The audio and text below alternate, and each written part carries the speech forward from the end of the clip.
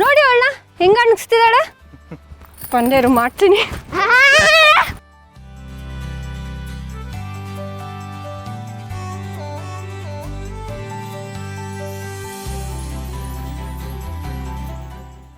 ಇವಾಗ ಸಿಗಾಕೊಂಡೆ ನೋಡ್ಕೊ. ಬಂದೆ ಬಂದೆ.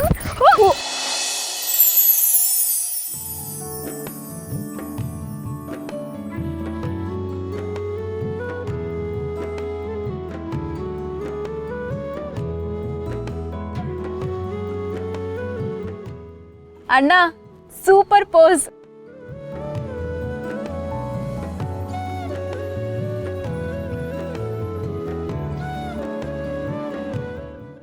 ದುರ್ಗಾ ನಾನ್ ಗೆದ್ದೆ ನೀನ್ ಸೋತೆ. ಪುಟ್ ಮೇಡಮ್ ಬಂದೇರು. ಪುಟ್ ಮೇಡಮ್ ಊಟ.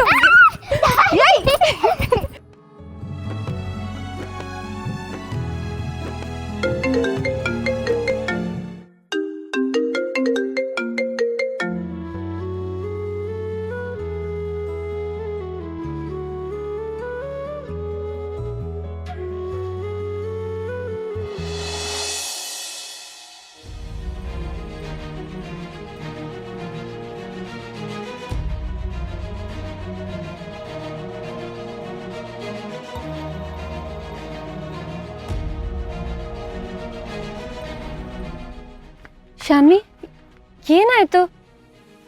ಎಲ್ಲರೂ ಅಲ್ಲಿ ಅಷ್ಟೊಂದು ಖುಷಿಯಾಗಿದ್ದಾರೆ. ನೀನು ನೋಡಿದ್ರೆ ಈ ಥರ ಒಬ್ಬಳೇ ನಿಂತಿದ್ಯಾ, ಬೇಜಾರಲ್ಲಿದ್ಯಾ. ಯಾಕೆ ಇಷ್ಟೊಂದು ಗಾಬರಿ ಆಗಿದೆಯಾ? ಅದಕ್ಕೆ ಏನೋ ಒಂಥರ ಮನಸ್ಸಲ್ಲಿ ಅನ್ಈಸಿ ಫೀಲ್ ಆಗ್ತಿದೆ.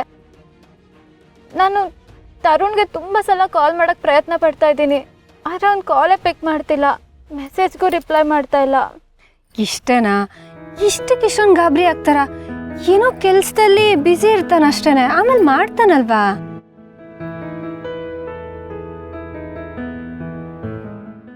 ಅದಕ್ಕೆ ನಾನು ತರುಣ್ನ ತುಂಬ ಇಷ್ಟಪಡ್ತಾ ಇದ್ದೀನಿ.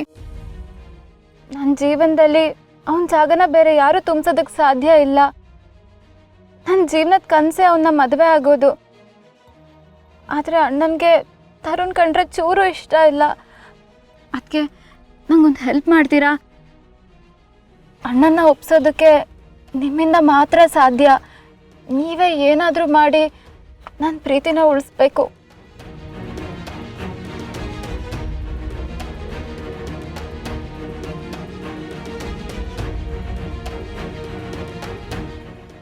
ಖಂಡಿತವಾಗ್ಲೂ ಶಾನ್ವಿ, ಇದ್ರ ಬಗ್ಗೆ ಬಾಸ್ ಹತ್ರ ಮಾತಾಡಿ ಅವ್ರನ್ನ ಒಪ್ಸೋ ಜವಾಬ್ದಾರಿ ನಂದು.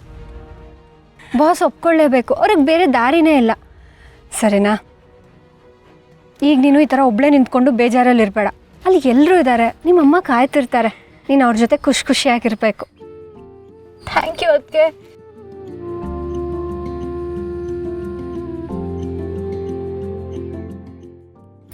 ಬಾ.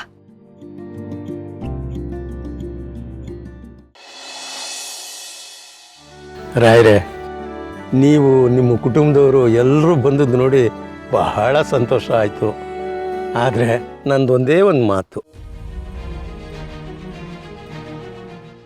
ಅದೇನಪ್ಪ ಅಂತ ಅಂದರೆ, ಇವತ್ತು ಸಾಯಂಕಾಲ 6 ಗಂಟೆ ಒಳಗಾಗಿ ತಾವು ದಯವಿಟ್ಟು ಹೊರಟು ಬಿಡಿ.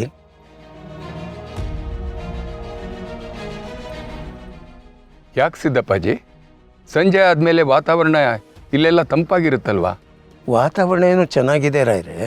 ಇಲ್ಲಿ ಸಂಜೆ 6 ಗಂಟೆ ನಂತರ ಯಾರೂ ಹೆಚ್ಚಾಗಿ ಓಡಾಡೋದಿಲ್ಲ. ಸೂರ್ಯ ಮುಳುಗೋದ್ರೊಳಗಾಗಿ ಎಲ್ಲರೂ ಮನೆ ಸೇರ್ಕೋತಾರೆ.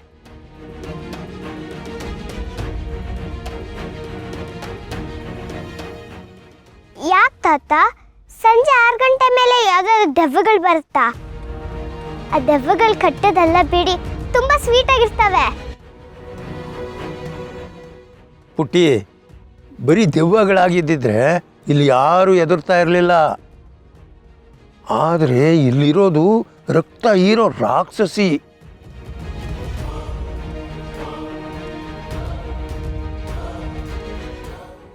ರಾಕ್ಷಸಿನ? ಏನು ಹೇಳ್ತಿದ್ದೀರಾ ನೀವು? ಅಲ್ಲ, ಈ ಕಾಲದಲ್ಲೂ ರಾಕ್ಷಸರು ಇರ್ತಾರಾ? ಹೌದಮ್ಮ, ಇಲ್ಲಿ ಈ ಬೆಟ್ಟಗಳ ಸುತ್ತ ಒಂದು ನಂಬಲಾರದಂಥ ರಕ್ತಸಿಕ್ತವಾದ ಒಂದು ಕತೆ ಇದೆ. ಆದರೆ ಇಲ್ಲಿ ರಕ್ತಾಕ್ಷಿ ಅನ್ನೋ ರಾಕ್ಷಸಿ ವಾಸವಾಗಿದ್ದಾಳೆ.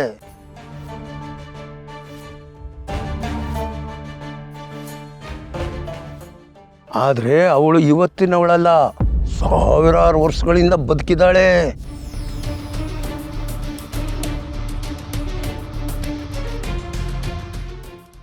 ಸಾವಿರ ವರ್ಷಗಳಿಂದನಾ?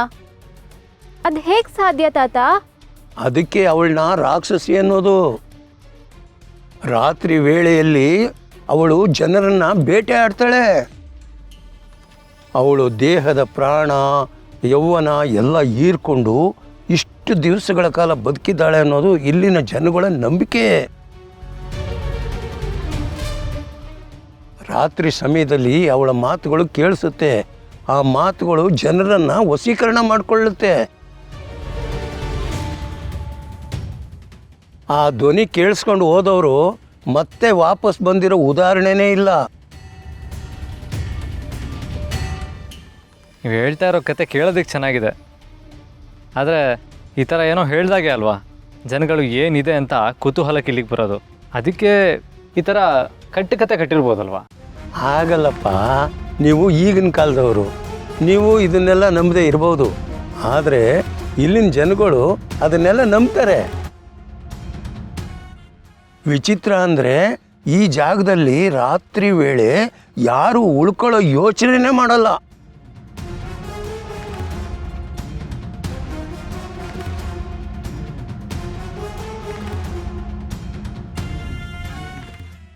ಸರಿ ಸಿದ್ದಪ್ಪಾಜಿ, ನೀವು ಎಚ್ಚರಿಸಿದ್ದು ತುಂಬ ಒಳ್ಳೆಯದೇ ಆಯಿತು. ನಾವು ಸಂಜೆ ಆಗೋದ್ರೊಳಗೆ ಹೊರಟು ಬಿಡ್ತೀವಿ.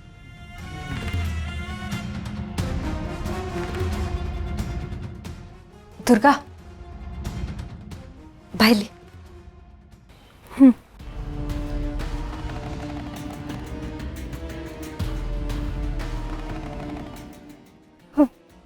ಏನಕ್ಕ, ರಕ್ತಾಕ್ಷಿ ಕತೆ ಕೇಳಿ ನಿನಗೂ ಭಯ ಆಯ್ತಾ? ಅಲ್ಲ, ನೀನು ಇದನ್ನೆಲ್ಲ ನಂಬ್ತೀಯಾ?